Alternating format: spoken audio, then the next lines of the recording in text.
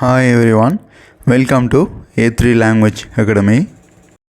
For அப்படின்னா என்ன என்றால் அப்படின்னு அர்த்தம்.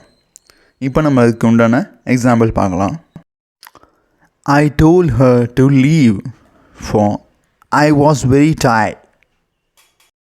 இதனுடைய தமிழ் அர்த்தம் பார்த்திங்கன்னா, நான் அவளை இங்கேருந்து போக சொன்னேன், ஏன்னா நான் ரொம்ப டயர்டாக இருக்கேன் அப்படின்னு அர்த்தம்.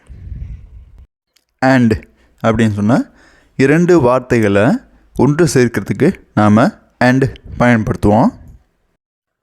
I have a white and a red car. நான் ஒரு ஒயிட் கலர் காரும் ரெட் கலர் காரும் வச்சிருக்கிறேன் அப்படின்னு அர்த்தம். நார் அப்படின்னா இன்றி அப்படின்னு அர்த்தம். She could not speak nor could she understand anything we said.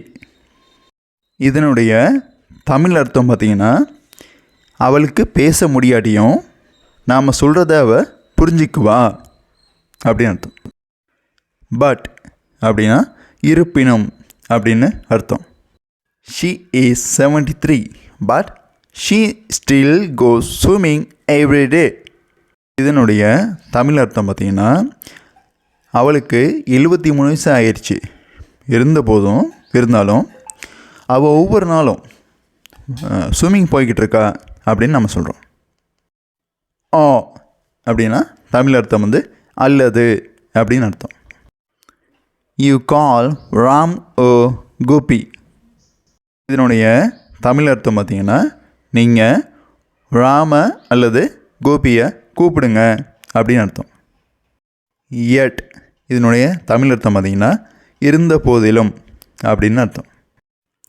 Her advice seems strange, yet I believe she is right.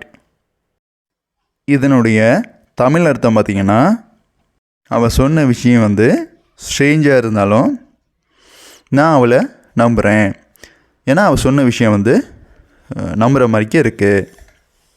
இதுதான் அர்த்தம்.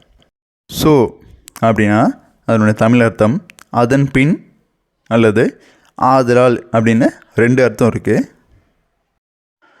There were not enough beds, so I had to sleep on the floor.